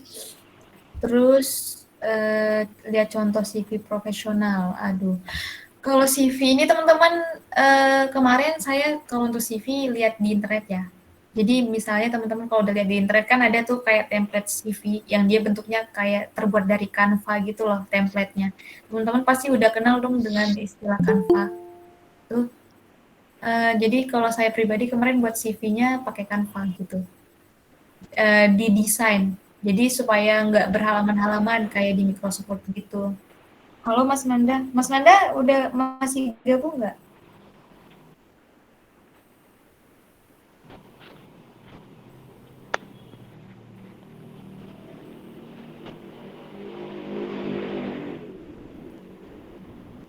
Gitu. Jadi supaya lebih rinci, ringkas, singkat, jelas, padat lah Kak, gitu istilahnya teman-teman. Jadi daripada kita yang Microsoft Word berlembar-lembar berhalaman-halaman itu, ya mendingan itu. Jadi sekaligus kita desain dari Canva kan fiturnya udah banyak ya teman-teman, bisa lihat nanti tinggal copy paste aja isinya gitu. Untuk terkait isi yang profesional itu bisa diisi teman-teman kayak yang diminta akun YTB sendiri. Misalnya kayak mereka tadi ada kayak kegiatan social activities, ada award, ada project, sertifikat, pengalaman organisasi, volunteer, dan sebagainya bisa teman-teman masukin. Pengalaman kerja, pengalaman magang juga bisa teman-teman masukin. Jadi bisa ditata lah di situ jadi supaya jadi CV yang menarik dan profesional kayak gitu. Itu ya teman-teman. Bagaimana dari Kak Salma? Bagaimana kalau berkasnya tidak pakai bahasa Inggris? Apakah memang harus bahasa Inggris? Nah, kalau untuk bahasa Inggrisnya mungkin bisa saya pertegas lagi teman-teman.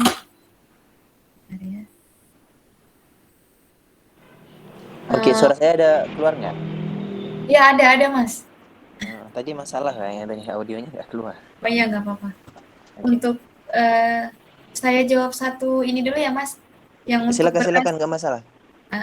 Untuk yang berkas harus pakai bahasa Inggris itu nggak harus ya Mas. Kalau saya sendiri kemarin untuk sertifikat teman-teman yang kejuaraan atau yang dalam bahasa Indonesia itu nggak usah diartikan karena udah ada bagian deskripsi, jadi cukup dijelasin di deskripsi aja. Tapi kalau untuk kayak yang ijazah, kayak LOI, CV itu kalau bisa dalam bahasa Inggris kayak gitu supaya lebih enak dibaca oleh tim beasiswanya kayak gitu teman-teman. Betul. Ini Mas Anda ada yang tanya kalau interview menggunakan izin mau untuk bertanya pada saat interview apakah nanti menggunakan bahasa Inggris, teman-teman Mas gimana? Oke, nanti itu setelah kita daftar beasiswa ITB, dapat surat, dapat email, dan nanti ketika pengumuman untuk interview, kita juga bakal dapat surat, dapat email, dapat email. Nah, di sana ada keterangan lokasinya di mana, jam berapa, kemudian pakaiannya apa, dan juga bahasa yang akan digunakan. Nah, di email itu biasanya ditulis seperti ini, bahasa misalnya kan, language, nanti titik 2 ditulisnya pakai bahasa Turki, bahasa negara kamu, bahasa Inggris.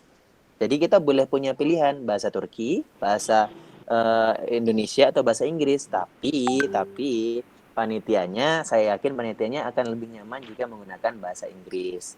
Karena ya kemarin di tahun 2019 itu ada panitia yang bisa bahasa Indonesia, tapi benar-benar sedikit. Cuman saya, kamu, aku tahu kayak gitu. Bisa bahasa Indonesia tapi dikit banget. Kalau kita presentasi dengan bahasa Indonesia, ya misalnya pakai bahasa Indonesia, mungkin kita bisa presentasi oke, tapi mereka nggak akan paham apa yang akan kita sampaikan informasinya. Kita pengen maksudnya apa? Nggak nyampe nanti.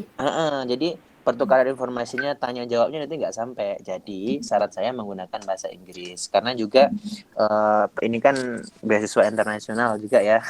Saya kan dalam bahasa Inggris. Jadi teman-teman setelah lulus berkas ini langsung belajar bahasa Inggris, langsung ikut masih ada waktu. kursus. Masih ada waktu kursus bahasa Inggris mulai dari sekarang aja. Nunggu 5 bulan lagi kan pengumuman wawancaranya. Kalau nanti misalnya lolos ke wawancara, berarti kursus bahasa Inggrisnya bermanfaat. Tapi kalau nanti nggak lolos wawancara, ya nggak apa-apa. Setidaknya teman-teman tahu udah bisa berbahasa Inggris gitu. Bermanfaatlah kedua-duanya. Lolos nggak lolos, yang penting belajar bahasa Inggris gitu. Jadi intinya nanti ketika diwawancara pakai bahasa Inggris.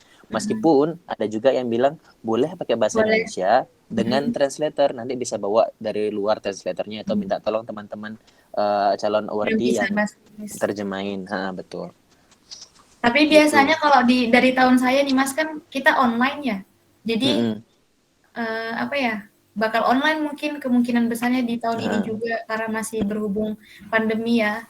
Dan malah sekarang kita kayaknya udah terbiasa dengan kehidupan di tengah-tengah pandemi. Iya, Omicron udah kemarin meletus kan Omicron di Indonesia. Makanya kayaknya tetap itu sih, online tetap kayaknya. Online ya. Terus ini Kak,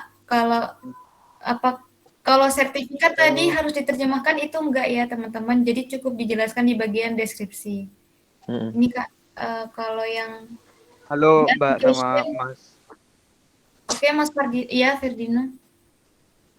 Halo, selamat malam dari Indonesia ya. Sebelumnya saya pernah chat Kak Dia nih, ketemu lagi alhamdulillah. Salam kenal juga untuk Mas ya. Mas ini dari Padang kah? Saya dari Padang loh. Saya tadi dari Agam. Iya. Lulusan Parabe saya kalau tahu. Bukit Tinggi. Parabe. Bukit Tinggi. Ya. Di sini ada beberapa teman-teman saya yang juga saya share dan kita semua dari Minangkabau alhamdulillah. Jadi saya izin nanya nih, ya mudah-mudahan saya teman-teman bisa lanjut seperti Mbak Dia sama Mas inilah, insyaallah ya bisa menyusul ke Turki mudah-mudahan. Jadi sebenarnya saya pernah daftar Turki itu tahun 2019. Mungkin pada pas Mas Nanda mungkin belum rezekinya. Jadi saya mau mencoba peruntungan di tahun ini lagi, insya Allah. Mana tahu tahun ini ada rezekinya ya. Cuma yang saya mau bertanya adalah, kan saya pernah bikin aplikasi yang kemarin saya tanya sama Mbak Dia. Terus sebaiknya nih saya masih bingung. Saya sebenarnya sudah mencoba sesuai saran dari Mbak Dia untuk memperbaiki aplikasi yang lama. Tapi baiknya bagaimana Kak? Untuk opportunity, apakah baiknya saya edit saya yang sudah ada, atau lebih baik saya bikin aplikasi baru? Nah, mohon pencerahannya gitu. Terus memang saya lihat memang mungkin dari pengalaman tidak seperti yang kemarin-kemarin ya, memang saya belum kepikiran. Paling kalau saya bikin upload cuma kegiatan sosial dan yang lain sebagainya, pengalaman pekerjaan itu yang tertera 2 tahun 3 tahun, nggak kebayang kalau seandainya bisa 5 tahun yang sebelumnya diupload juga sebagai bonus kalau mereka tahu kalau kita memiliki kegiatan sosial ya. Mungkin itu sangat bermanfaat. Mungkin saya bisa juga masukkan dari teman-teman. Pertama itu, apakah boleh atau harus menggunakan aplikasi yang baru? Mohon sarannya. Yang kedua, misalkan seandainya saya pakai aplikasi yang lama, itu kan terakhir tuh kita bingung kan, biasanya kalau daftar LPDP terakhir di submit, berhasil di submit, atau misalnya nih mau daftar CPNS terakhir di submit. Terus kita untuk mengetahui kalau aplikasi kita itu sudah berhasil diterima oleh panitia bagaimana? Nah, takutnya kan ini belum kebaca atau bagaimana, atau memang ada bagian akhir untuk disubmit. Nah, begitu. Terima kasih. Assalamualaikum warahmatullahi Sama wabarakatuh. Mas. Waalaikumsalam warahmatullahi wabarakatuh. Mungkin Mas Nanda dulu bisa aja boleh kasih Boleh. sarannya. Oke. Kalau untuk akun sebenarnya nggak ada masalah kalau kita pakai akun yang lama. Karena saya juga punya saya punya teman yang menggunakan akun lama dan juga lolos gitu di aplikasi kedua, dia lolos juga jadi awardee. Jadi saya kira itu nggak masalah itu, nggak ada. Kalau misalnya udah berkali-kali digunakan, apakah nanti bakalan mengurangi value akunnya, itu enggak. Karena ada juga teman saya yang lolos juga walaupun udah pakai akun yang setahun yang lalu atau 2 tahun lalu dipakai, itu nggak masalah, intinya nggak masalah pakai akun yang lama. Yang penting nanti diperbaiki aja semuanya, data yang ada di dalamnya, berkasnya diperbaiki, ya udah nggak masalah gitu. Itu yang pertama. Yang kedua tadi, bagaimana cara memastikan kalau berkas kita udah sampai sama panitia gitu ya, atau gimana tadi? Ya kan? Kalau udah kebaca gitu ya Mas. Kalau dibaca nanti itu dalam sistem pendaftaran berkas, seleksi berkas itu ada statusnya. Nanti kita buka aplikasinya, ada statusnya awaiting evaluation biasanya gitu. Kalau ada statusnya awaiting evaluation, berarti itu sedang menunggu untuk dievaluasi sama panitia. Dan nanti ketika kita udah apply seleksi berkas, nanti juga dapat email kok. Emailnya terima kasih sudah kira-kira isinya ya, terima kasih sudah mendaftar dan silahkan menunggu untuk pengumuman lolos seleksi berkas gitu. Jadi bisa dicek dari dua hal ya. Pertama, email balasan dari YTB. Yang kedua, bisa langsung cek ke dalam aplikasinya. Nanti kalau ada tulisan awaiting evaluation, berarti sedang diperiksa sama panitia. Itu sih, Bang. Oh, berarti ceknya di bagian akhir My Application ya. Apakah data tuh terbaca oleh ini atau bagaimana gitu? Nanti ada keterangannya. Misalnya kalau nggak lolos ya ditolak. Kalau diterima ya awarded by YTB gitu. Kalau sedang diperiksa ya awaiting evaluation. Jadi sedang dievaluasi sama panitia. Gitu sih Mas. Ya, Bang. Kak, izin bertanya lagi boleh Kak? Tapi mohon maaf teman-teman, bacain yang di room chat bentar ya. Boleh nggak? Kak, siapa Kak Lutfi? Soalnya yang di room chat belum terjawab. Misalnya nih kayak mendaftar YTB harus bisa bahasa Inggris, itu enggak kan ya Mas Nanda? Enggak. Ya. Sebenarnya enggak, tapi nanti kan tetap aja harus ketika wawancara harus dalam bahasa Inggris. Iya gitu. Mm. Terus untuk bagaimana cara tahu nama dosen di kampus tersebut? Mungkin itu untuk yang mau email ya. Teman-teman, kalau yang tadi saya yang bahas proposal tesis itu, jadi teman-teman kayak memang harus rajin-rajin searching sih. Kayak misalnya teman-teman mau penelitian apa, terus dicari jurnalnya, terus kalau ketemu ini misalnya beliau kan ada nih kayak nama, terus universitasnya mana. Jadi kalau misalnya kira-kira itu Universitas Turki atau enggak, lebih gampangnya teman-teman ini cari salah satu kampus yang teman-teman kira suka, terus cari di situ di dalamnya kayak dosen yang ngajar jurusan teman-teman, terus teman-teman kepoin deh kayak gitu si dosen itu. Jadi langsung aja kunjungi website universitasnya, misalnya teman-teman mau cari di Istanbul University atau di Ankara University, teman-teman langsung masuk ke websitenya, terus cari nama dosen-dosennya yang ngajar di jurusan apa aja yang misalnya terkait dengan jurusan teman-teman. Mungkin misal di jurusan bisnis, pasti itu bakal tersedia kok di situ dosen bisnis siapa aja, terus baru teman-teman kepoin si beliau ini gitu teman-teman, supaya lebih mudahnya gitu ya Kak Amalia. Ini ada dari Kak Sela, untuk work experience, apakah perlu ada minimal 1 Kak? Selain itu untuk ijazah profesi boleh diunggah di bagian mana gitu? Terima kasih. Mas Nanda. Kalau untuk yang work experience, perlu ada minimal 1 enggak gitu? Terus untuk ijazah profesi diunggahnya di bagian mana kayak gitu? Tapi kalau work experience itu kan sebenarnya nggak wajib ya, kalau ada aja di-upload. Nggak ada minimalnya, karena dari YTB sendiri itu nggak ada keterangan harus pernah bekerja 1 kali. Itu bakal kelabakan yang lain yang fresh graduate untuk cari kerja dulu. Dan kemudian untuk ijazah profesi itu kalau ijazah profesi sendiri saya kurang tahu ya di-upload di mana itu. Ijazah profesi ini mungkin Mbak Kak Haryani mungkin tahu ya. Saya kurang tahu kalau ijazah profesi ini gimana, di-upload di mana. Kalau saya sih kurang tahu juga Kak. Mungkin di bagian yang academic qualification ya kali. Mungkin ya, coba. Soalnya kan dia ada pilihan juga beberapa jurusan gitu.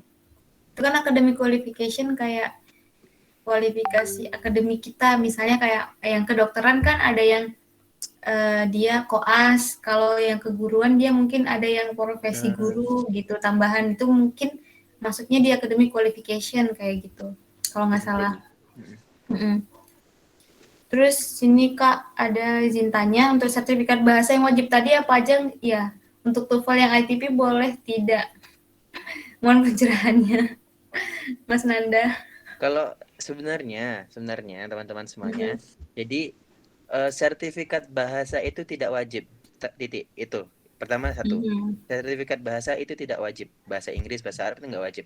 Tapi kalau ada punya sertifikat bahasa Inggris, bahasa Arab, silahkan diupload gitu. Kalau dari YTB itu sendiri nggak mewajibkan kamu harus punya sertifikat bahasa minimal TOEFL-nya segini, minimal IELTS-nya segini, bahasa Arabnya segini. Tidak diwajibkan. Jadi kalau ada silakan upload, tapi kalau nggak ada ya nggak masalah gitu. Sertifikat misalnya ITP atau IELTS-nya yang bukan real test pun nggak masalah di-upload, kan sebagai bukti aja kalau kita pernah ikut tes, kita pernah belajar IELTS atau TOEFL, dan itu nggak masalah. Itu ya Kak ya. Ya gitu. Kalau untuk ini Kak, diperbolehkan nggak ya lintas jurusan untuk jenjang S2, semisal S1 jurusan pendidikan agama Islam, S2-nya psikologi Islam gimana? Coba yang jawab ini. Mas Anda lah. Bagi saya ya. Aku nambahin aja. Oke.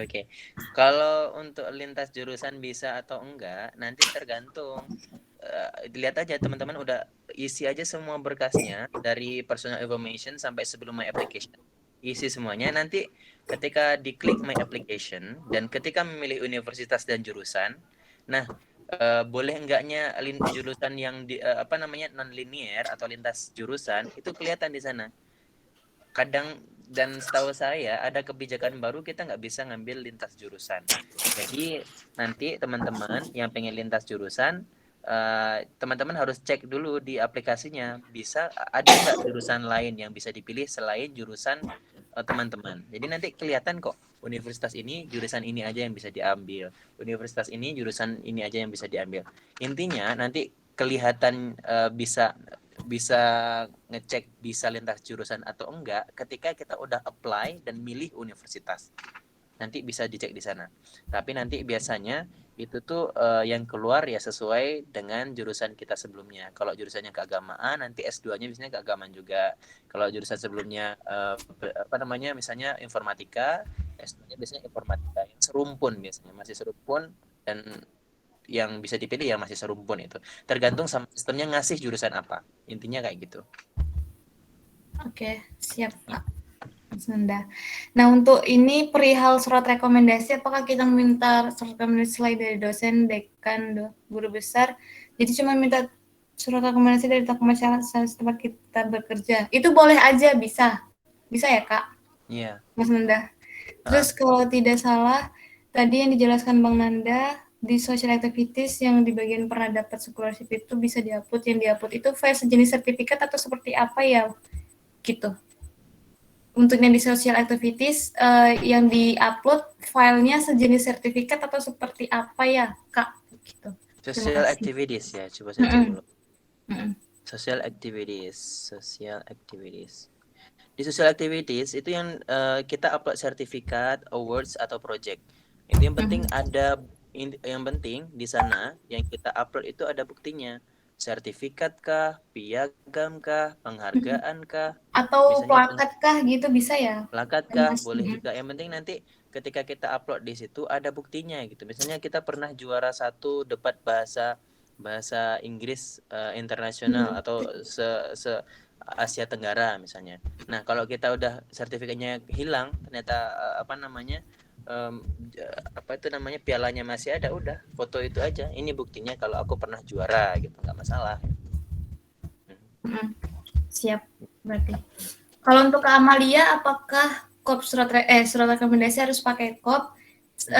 Sebenarnya nggak harus sih kan Kak. Cuman kalau misalnya ada nggak apa-apa. Dan ini kalau dosen saya kasihnya nggak pakai kop surat nggak apa-apa juga. Berarti kan beliau merekomendasikan secara personal gitu kan, Mas Nanda. Berarti nggak apa-apa juga, nggak masalah nggak pakai kop surat. Karena kan seperti yang saya bilang tadi, yang ngasih saya surat rekomendasi itu beliau menjabat sebagai kepala prodi jurusan saya. Jadi mungkin nggak apa-apa beliau pakai kop suratnya kayak gitu. Karena beliau sedang menjabat sebagai kepala prodi di UIN kayak gitu. Jadi kop surat UIN yang dimasukin kayak gitu. Terus Kak izin tanya, di kolom My Application di website itu masih kosong. Apa kita apply dulu di homepage atau gimana ya Kak? Di My Application. Jadi di My Application di website itu masih kosong. Apa kita play dulu di homepage atau gimana ya Kak? Setahu saya nih, kita harus ngisi education information dulu ya, atau beberapa berkas di situ baru kita bisa maju ke My Application itu. Supaya bisa ngeplay gitu kan ya Kak? Iya, jadi sebelumnya harus diisi semuanya lengkap. Jadi sebelum diklik My Application, nanti bisa ngisi letter of intent, surat rekomendasi, dan sebagainya. Jadi file tab-tab sebelumnya kayak family information, personal information, dan sebagainya di atas itu tadi, bagian sebelah kiri itu harus diisi semuanya full. Nanti centang 2 semuanya. Setelah itu sudah semuanya, baru nanti bisa diklik My Application dan apply. Oke, gitu benar. Terus ini Kak,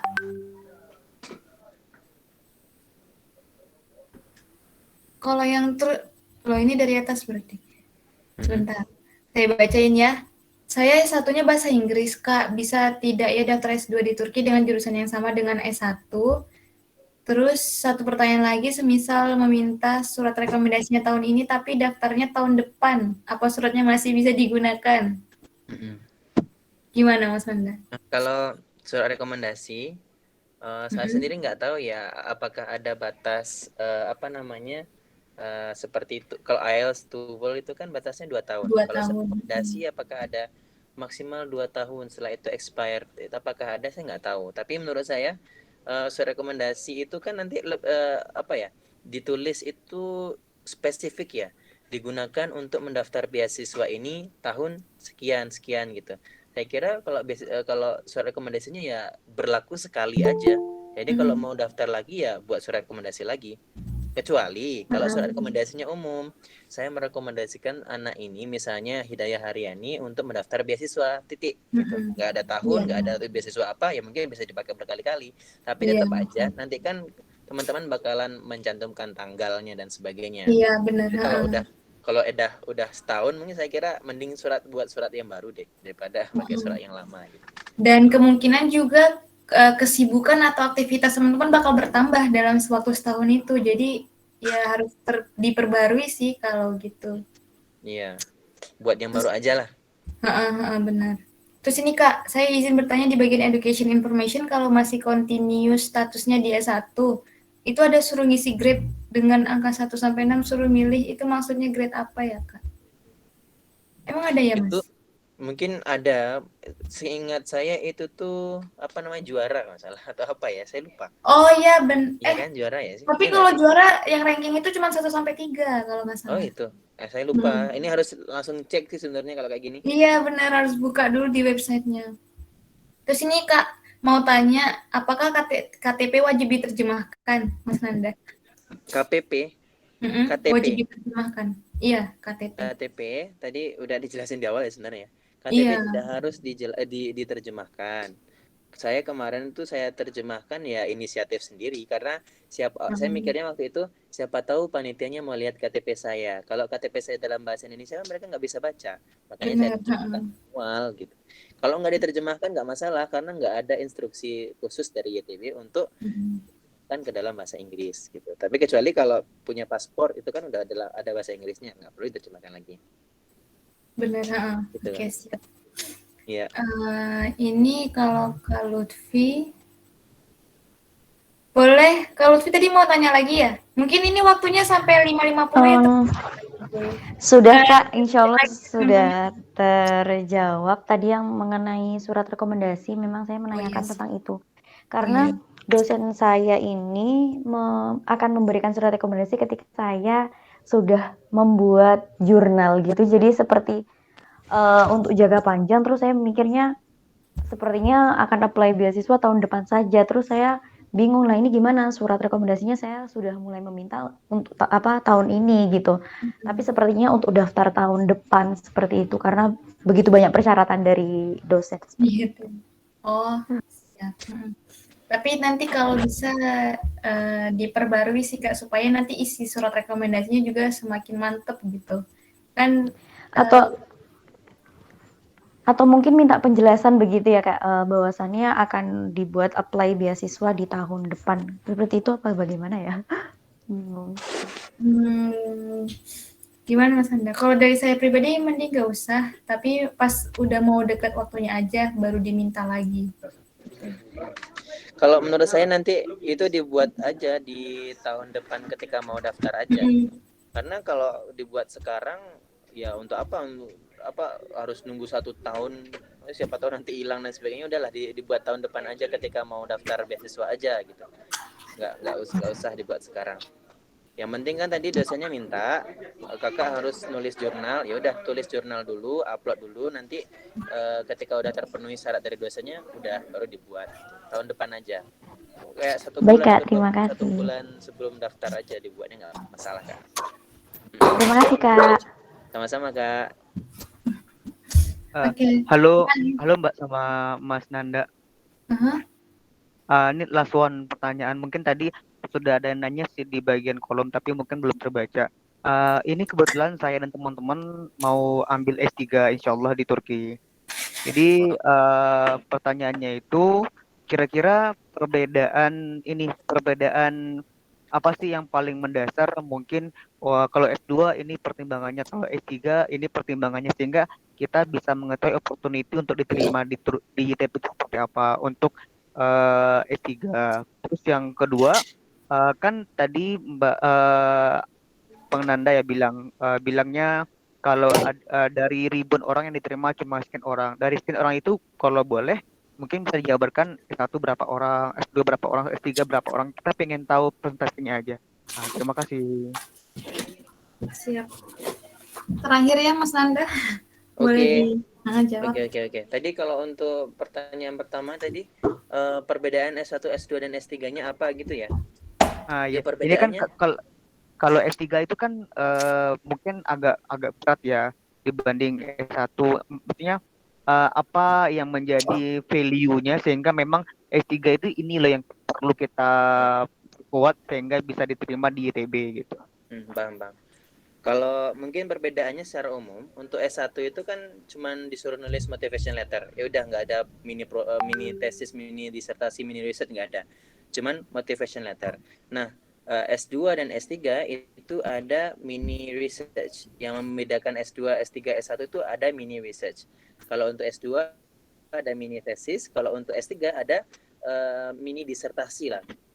Kita bisa bilang gitu, mini disertasi. Nah, yang membedakan apa? Yang menjadi value, yang membedakan S3 dan yang lain. S3 saya kira mini research-nya di dalam motivation letter itu harus lebih lebih dalam dan lebih bacaannya gimana ya kita bilangnya. Research-nya itu harus lebih spesifik lah bilangnya. Kalau misalnya di S2 mungkin risetnya yang biasa aja, kalau di S3 nanti lebih spesifik sesuai dengan jurusan masing-masing. Saya kira itu sih membedakan S1, S2, S3. Cuma nanti risetnya aja yang beda, yang membedakan. Kalau untuk risetnya itu ada format bakunya atau boleh kita gunakan yang versi kita? Atau mungkin kalau seandainya Bang Nanda saya ada rekomendasi ini mungkin bisa sebagai acuan kita. Terima kasih. Oke. Untuk research-nya, nanti cara menulis research-nya ada acuan bakunya, ada formatnya sendiri. Nanti itu bisa dicek di itu Mas, di sistemnya. Nanti masuk aja My Application. Jadi nanti ada motivation letter, kemudian di bawah motivation letter itu ada nanti format penulisan mini research-nya. Nah, tinggal diisi aja. Misalnya judulnya apa, metodenya apa, latar belakangnya apa, isinya apa, kesimpulannya apa, dan referensinya apa. Nanti di sana itu tulis. Jadi udah ada format bakunya. Jadi harus apply itu di My Application di sistem ITB kayak gitu. Tambahan boleh Kak dari saya, mungkin kalau untuk S3 ya lebih baiknya kita kalau bisa udah email salah satu profesor sih supaya lebih kayak meyakinkan itu, supaya lebih dapat juga buat penelitian kita nih nanti arahnya kemana. Kalau kita udah punya satu tujuan bimbingan kita salah satu profesor yang udah kita kenal gitu, tuh kayaknya lebih baik sih Mas gitu. Nah, di daftar pustakanya atau di referensinya kalau bisa ada mencatut sumber dari Turki kalau bisa. Karena kan nanti kalau S3 kan berarti kan penelitiannya kemungkinan besar bakalan meneliti di Turki. Misalnya tentang wakaf. Misalnya jurusannya tentang ekonomi dan di S3 pengen membahas tentang wakaf.